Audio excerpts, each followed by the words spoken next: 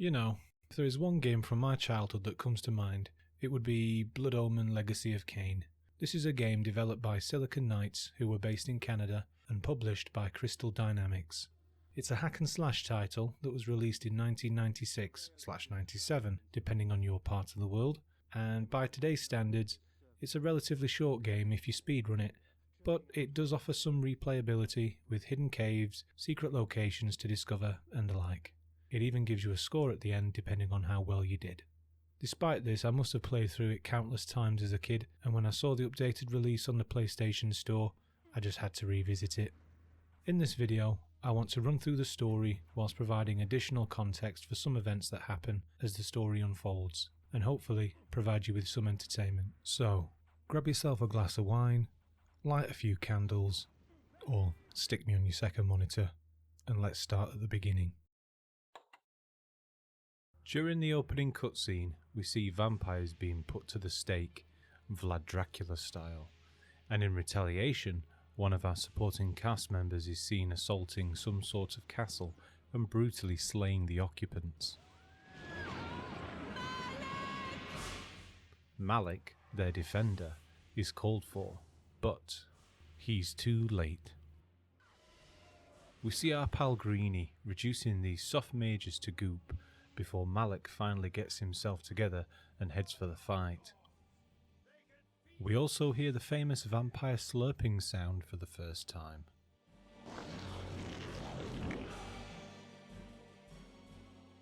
Malik finally shows up, only to get bonked on the head and taken out.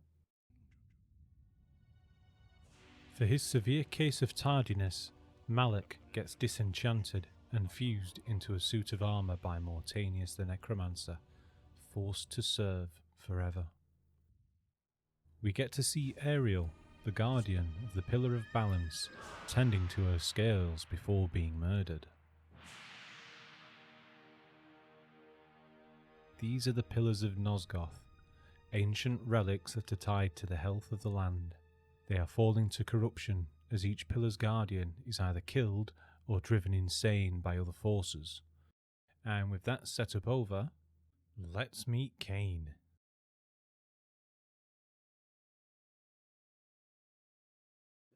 We first meet our handsome hero at a tavern, but unfortunately for us, the barkeep is grumpy and in no mood to earn any money from a well-to-do nobleman. I stay open for no man in these dark times. Things come with the night that no sane man would welcome. And so I left. We're turfed out like an unwanted beggar to fend for ourselves. And no sooner do we leave the pub, we're confronted by some of the great unwashed, who have only one thing on their mind: our death. End it! Now! They succeed, and not long after, we awake, chained and impaled.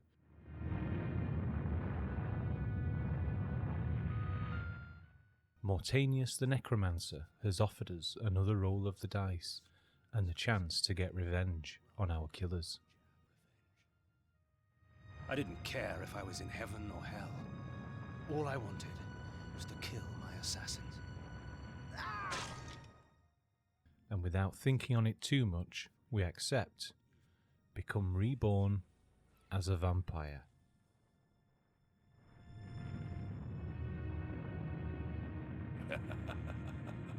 You will have the blood you hunger for.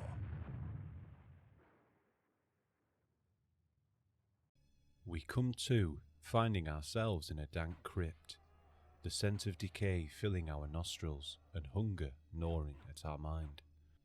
We plod through the crypt, slaying grave diggers and skeletons as we go. We emerge into the fresh air. Hunger and weakness are no bar to vengeance's call. I would find my slayers and send them back whence I came. Now the time has come to claim our revenge on those sods that ended our life.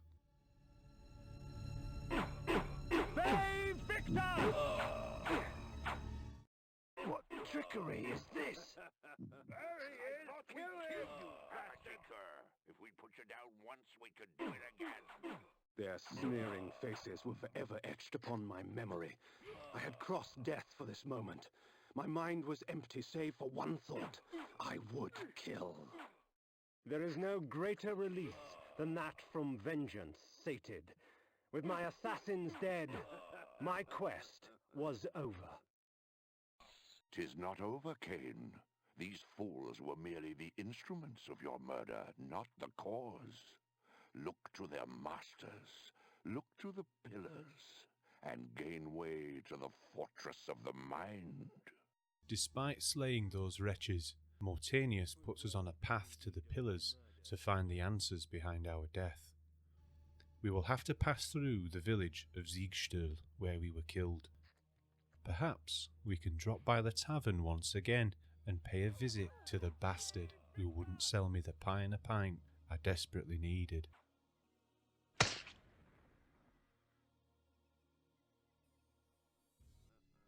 With business taken care of, we head off into the forest and make our way to the pillars as directed, sucking the life out of more bandits as we go.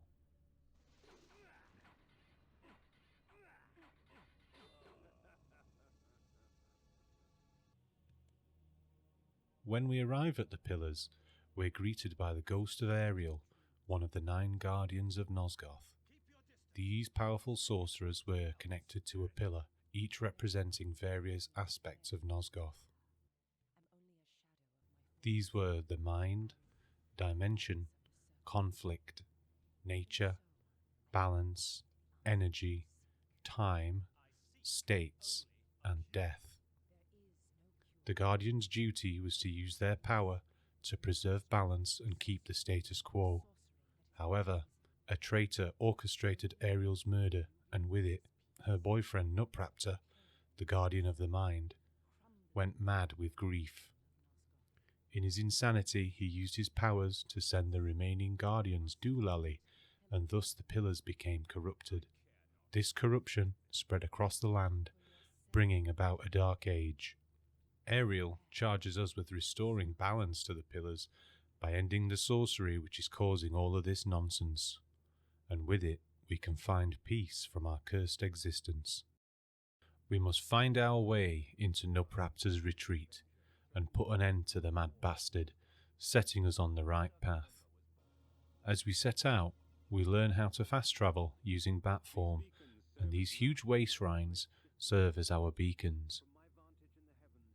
We continue on our journey and discover a cave which held magical insight into upgrading our vampiric abilities. We can now become a werewolf and use our new gained power to jump large distances and scale hills with ease. We come to Nachtholm, a lovely little village serving as a pit stop as we head to the bigger settlement of Stenchencrow. This city sits under the shadow of Nupraptor's retreat. We're getting closer to our quarry. Before leaving Stenchencrow, we take a goosey gander inside the local brothel to slake our thirst for blood. Back on the road, we head towards Vassabund, and en route encounter a traveller's camp. Do not fear me, Gypsy. All I want from you is your tears. Here, we learn how to disguise ourselves as a regular human. In this form, we can chat with the peasantry and pass guards without the need to slaughter them. Entering Vassabund, we come across a bridge to find a guard's outpost, keeping the entrance to Nupraptor's lair locked behind a gate.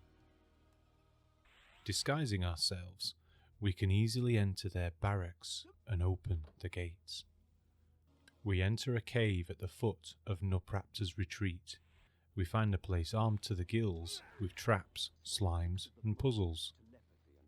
As we ascend past more dangerous traps, wall spikes, automated crossbows, and fiends, we find a chained serving girl. She tells us of Nuppy's descent into madness. He had sewn his eyes and mouth shut and turned his magic against the circle, infecting them with his madness. The final door to entering Nupraptor's domain was locked behind 4 puzzles, which we easily solved to enter. In his inner sanctum, we found that the eyes of his skull fortress served as windows to the future. One eye showed a verdant, lush future for Nosgoth. The other looked like when your margarita pizza has been in the oven for too long. In other words, not good. We find that ghostly Malek, the guardian of conflict, hanging out here too. Nuppy sends him away for some reason. Paladin, I do not need your protection. Wrong. Which was lucky for us, I suppose.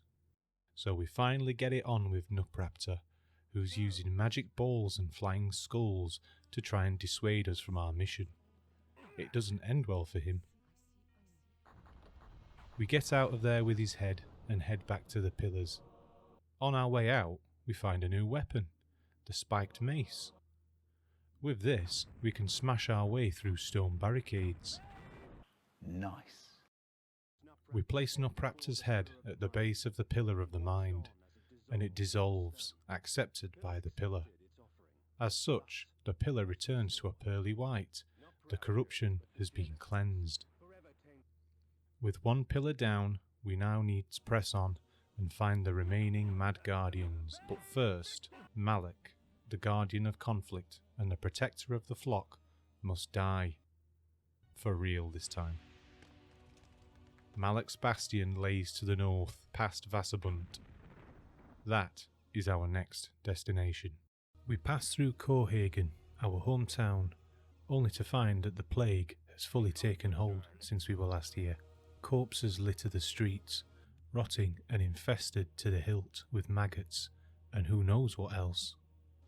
It's here, amongst these riddled corpses, we find a spell that can protect us from harm and reflect missiles back at our attackers. I just want to point out, this is probably the best spell in the game. It can trivialise pretty much anything. Fighting our way through the rest of Cohagen, past these creepy Pied Piper bastards and zombies, we make our way to the outskirts of the town and find our vampiric helipad, granting us passage to Malek's bastion. Entering his abode, we can clearly see that Malek has no time for decorating. Every room is as lifeless as him. The spike pits are a nice touch though. We find he's got these machines that can put the souls of fallen soldiers into suits of armour, giving him a nigh-endless supply of mini Maleks, so the circle of disenchanting never ends. Until we shut that shit off. We advance through the fortress, shutting off more of those reproduction engines as we go, until we hit the big man's front door. Inside, we find his skeletal remains propped up on his throne like an action figure. Now it's time to square off. Even though there isn't much substance to him, he can still pack a punch. After a series of back and forths, he resorts to spell slinging since he can't put us down. In the end, we're forced to flee after Malek pulls off a Hail Mary Destructo wave. We leave feeling a bit dejected, but we do pick up a set of twin axes on our way out. I'm sure they'll come in handy later. We'll go see Ariel for now, so we wing it back to the pillars. We're then sent to find the Oracle of Nosgoth in the mountains to the east. Perhaps he can see us right. To get to him, we'll need to ascend the ice cave system and fight through hordes of travellers who now reside within. Do not try shrink me, Gypsy. I serious. This part of the game was quite annoying. I'm not particularly a fan of ice, and I don't like caves all that much either. But we've got a world to save, so I had to suck it up. After what felt like ages, we finally get to the Oracle. He rambles on about needing to find Vorador, the vampire who we saw during the opening cinematic. He's the one who can help us from this point. He does, however, leave us with a message. We should master time before time masters us. Very wise words indeed. To find Vorador's mansion, we need to find and traverse the Termagant Forest, also known as the Black Forest. On the road, following the path away from the ice caves, we find a tower where we learn to evaporate our corporeal form to mist. This new trick will allow us to bypass the harmful effects of water and pass through barred gates. It's also very handy in that we don't need to fight all comers. Blades and claws pose no trouble to us, although we still need to be careful around those pesky mages and their magic missiles. Upon entering the forest, we find a landscape that is totally hostile to us. The vegetation seems wholly toxic, and it's here mist form seems especially useful. Again, allowing us to bypass large sections of the area without taking damage. Vorador chose his surroundings well. I doubt anyone would wish to make this journey unless absolutely necessary. We enter Vorador's mansion, remembering to wipe our shit-stained boots at the door. This place is unlike anything we've encountered thus far, with its lavish decor and boudoir trappings. He has a host of vampires, ghouls and hookers patrolling the corridors, which are fitted with the customary spiked floors, but those do seem a tad inconvenient in your own home. Each to their own. Working our way past his traps and beasties, we find his pantry, stocked to the rafters with blood slaves. Vorador's pantry. A vampire's feast. Like cattle awaiting slaughter, men and women dangled from the rusted hooks upon the dungeon walls. Blood and viscera frosted the dirt and stone. The abundance nearly overwhelmed me. We're also gifted a new set of armour from our comrade in arms. The Chaos armour enables our Thorns build, reflecting damage back to our attackers. Pretty neat. And with that, we come face to face with Vorador. We're welcomed with a nice goblet of claret while Vorador recalls the tales of his past. How he battled Malik, the leader of the Sarafan, the group of zealots who were leading a crusade against the vampires, with the backing from the Circle of Nine. Those were the Guardians of Nosgoth and the Pillars. Since then, Vorador has kept a low profile, only taking what he needs to continue his decadent ways. He urges us to keep out of man's affairs, as no good will come of it. And as he's quite taken with us, he offers us a ring, which was quite sweet. This will summon him should the need arise, and with that, our audience is at an end, and we're bade to take our leave. As we exit via the back door, Mortanius offers us more tips for our quest. To head north, there is a triad of guardians enacting a plot to reshape the land using magic, and not for the better. It seems we have a heading. We pass through the lovely hamlet of Ustenheim on our way, the last vestige of normality before entering another corrupted hellscape. The enemies here seem more twisted than we've seen before.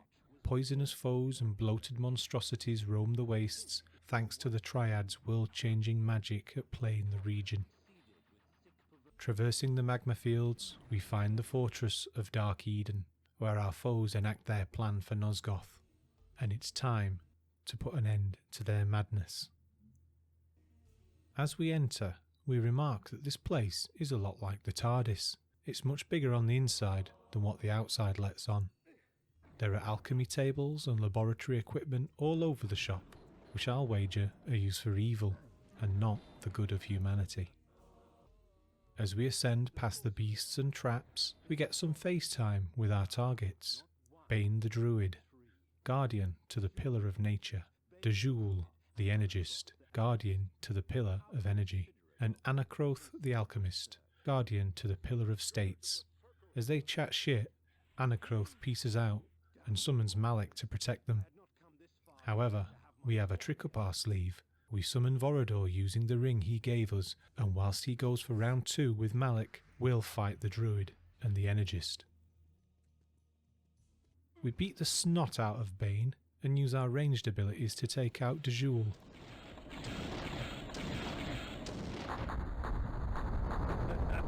For our trouble, we're rewarded with Bane's antlers and Dejul's shawl, both to be taken to their respective pillars for restoration.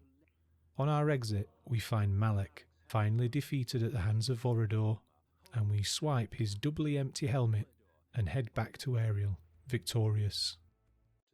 We place our tokens at the feet of their pillars. As they're accepted, each respective pillar is restored. Ariel says our next target is Azimuth the Planer, who resides at the heart of Avernus. There we will also find some artifacts to help us in our quest. We fly back to Dark Eden as our starting point and head forth to the city of Avernus.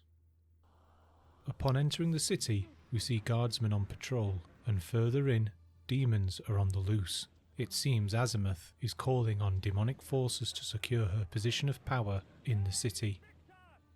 We progress through tunnels underneath the buildings, pressing ever closer to our goal, slaying demons big and small as we go. The inner city is in shambles. Debris and corpses line the streets. As we approach the cathedral at the heart of Avernus, the demonic presence increases. We're faced with hulking, multi-limbed horned demons attempting to block our advance. Scary stuff. Inside, we notice the interior is spared the destruction that's present outside. It seems the demons know better than to bite the hand that feeds. Once again, the way is shut behind a series of teleportation puzzles designed to waylay our march. Blinking around, we undo all the locks required and smash any demon who dares oppose us. We gain access to the main chapel and see a huge stained glass window depicting the conflict between Malak and Vorador. However, we don't yet have a way into the back room. We continue through more locked doors and teleporter pads until we find ourselves somewhere wholly different from before. This walkway is subject to lightning strikes, winds, and automated crossbows. Perhaps these traps are guarding one of the relics Ariel spoke of.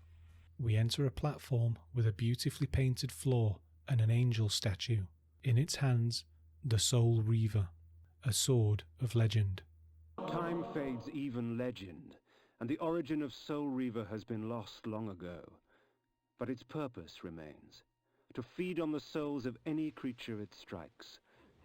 Kindred, this blade and I. With this weapon, we will no doubt vanquish Azimuth.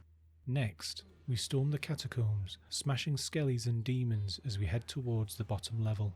It's here that we find the Wraith armor. It was tempered with the agony of tortured souls and can fade between the material and ethereal realm, providing the opportunity to completely evade attacks. And now, nothing is holding us back from our confrontation with Azimuth the Planer. She decides her own outfit sucks and wants to cosplay as us instead. Trinkets well, Kain, but I do believe that they would look better on me. I don't think so, my dear. We easily slap the soul right out of her. We steal the third eye talisman from her corpse. This is what granted her sight to the other dimensions. We also received the time streaming device, which allowed Azimuth to collect not just demons from other dimensions, but from other times as well. We report back to Ariel and restore the Pillar of Dimension. Ariel tells us of the Nemesis and his army marching south, leaving destruction in its wake. The Nemesis used to be William the Just, a good and benevolent ruler. As his army grew, so the veil of tyranny fell upon him. Now, one kingdom was not enough. He wants it all. However, Willendorf, the last hope for Nosgoth, must be rallied to combat this new threat. We must seek out King Otmar and get him in the game. And so we head back to the road, starting at the southern gate of Avernus, and on to Willendorf. We set out from our landing point, passing through more traveller camps and coming across caves which hold new abilities for us. 1. A spell which can allow us to strip the soul of any creature, alive or dead, and control it for a time. The other, an enhancement to our disguised form. Now we can assume the form of a hot noble, providing even more protection for our illusion. This also lowers the guard of anyone we meet, meaning we can gather more intel should we require it. Using this buffed up disguise, we enter Willendorf to gain an audience with King Otmar and demand his troops march to combat the incoming Nemesis horde. However, King Otmar is impotent. He opened a contest for his daughter's birthday. Whomever made the best doll for her would gain a royal favour. Unluckily for him, it was Elzevir the dollmaker who won. He made a doll so beautiful, all who saw it were captivated. And the trophy he asked for was a lock of his daughter's hair. He then used that to fuse the princess's soul into another doll, which he kept for himself at his mansion on the Lake of Lost Souls. King Otmar promised us the aid we seek, if we can defeat the Dollmaker and restore vitality to his daughter's soulless body. We take a passage from the keep that leads in the direction to the lake where the Dollmaker resides. We push past forward scouts of the Nemesis and on to Stahlberg, a town known for its academic pursuits. However, we don't dawdle and head for the lake. Burning through animated mannequins of Elsevier's, we find his creepy mansion and start our search. Advancing through the gauntlet set before us, we find Elsevier, and as we're putting an end to him, he speaks. Farewell, my love. I was lucky to have made you.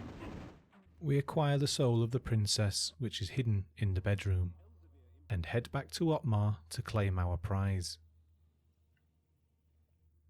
War begins, and the army of Hope, rallied by King Otmar, charge on the rampaging forces of the Nemesis, and as we run through the battlefield, charging to the enemy encampment, Otmar falls in battle and his forces scatter to the forest. It seems that the victor has been decided. And just like that, we are Nosgoth's last hope to put down the tyrant. However, as we reach the gates, the time streaming device activates and we're sent back in time by around 50 years to the time where the Nemesis is still William the Just. We kill a bandit and receive a vision that he witnessed.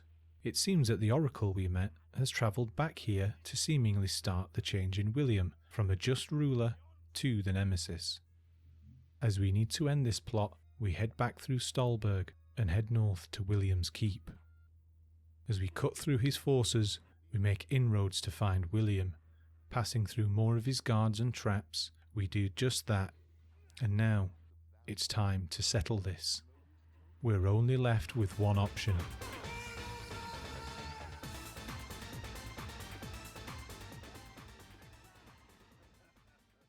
After defeating him, we find another time streaming device that sends us back to our own era. We find the keep inhabited by barbarians wielding fire and the ghosts of the long dead Nemesis soldiers. We reach the outside, but something seems odd.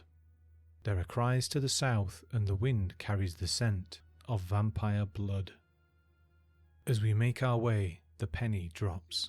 With the saintly William dead at our hands, the people of the land have a burning hatred for the vampire, and their hunts became more zealous than ever before.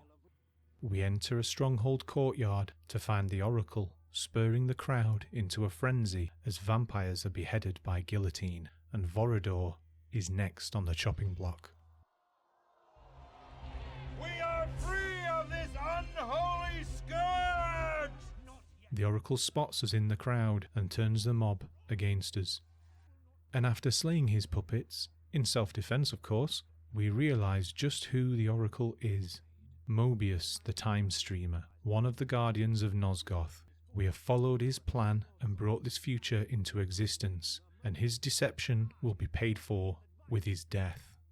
We battle enemies from the past, present, and a surprise addition from the future, a version of ourselves.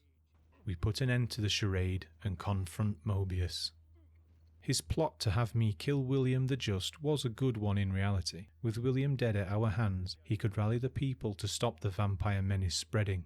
But unfortunately, this game is about us, so we can't let that stand. Vampire, as I've seen your destiny, the future says you die.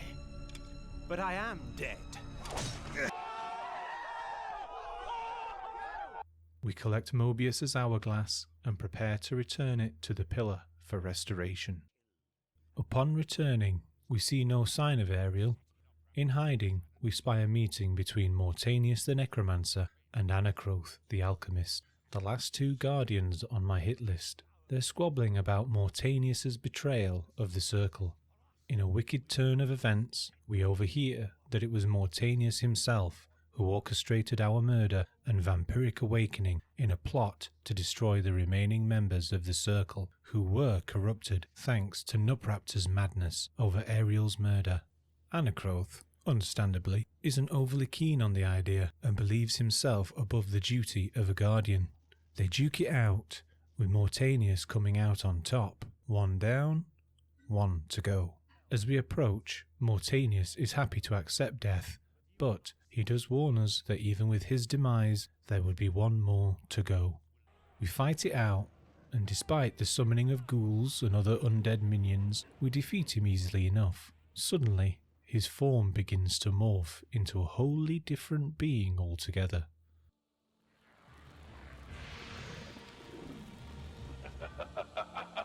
You thought yourself a king, when in fact you were a pawn. You have served me well, Kain. Mortanius was possessed by another all along, a dark entity. This fiend had planned for this outcome, with Ariel's murder at its own hand being the first domino to fall. Now this creature has stepped through into our world by way of Mortanius's husk. Prior to the fight against the big bad, we quickly gather the tokens of Anacroth and Mortanius that lay on the ground, restoring their pillars. Only the balanced pillar remains, but first, we do battle with the dark entity, evading his phasing attacks and counter-attacking with our own thrust and slashes. We eventually whittle down its resolve and banish the bastard back to whence it came. Ariel appears before us, revealing that with our actions, we are the last guardian. In our hands lay the deciding vote on Nosgoth's fate. We can choose to sacrifice ourselves as the last corrupted guardian to restore the Pillar of Balance and bring about the verdant, life-filled future we once saw. Or stay my hand and choose to live on, damning Nosgoth to eternal decay. And for the sake of the video, we'll take a look at both possible outcomes. However, it has been stated in media and also the other games in the Legacy of Kain series that the canonical ending is the one where Kain chooses to damn Nosgoth, not to save it.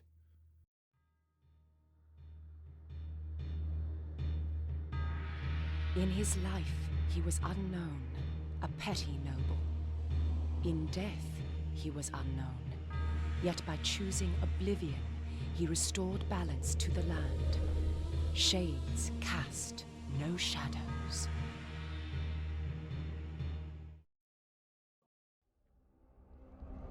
Once I embraced my powers, I realized that Vorador was correct.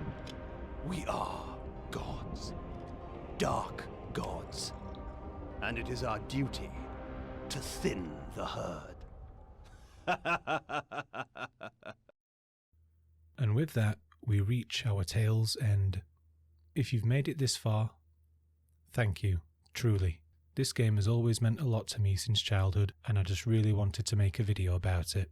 I apologise in advance for my rudimentary writing and editing. This is my first foray into YouTube, and even throughout the process of making this one, I learned a lot from start to finish. If you did enjoy it, please consider subscribing, dropping a like, or leaving a comment. I'm interested to hear your experiences with the game, and any feedback is greatly appreciated. It'll be taken on board for my next video, which could be another older game, or perhaps something more modern. Thank you once again, and I hope you have a wonderful day. Take care of yourselves, and I hope to see you on the next one.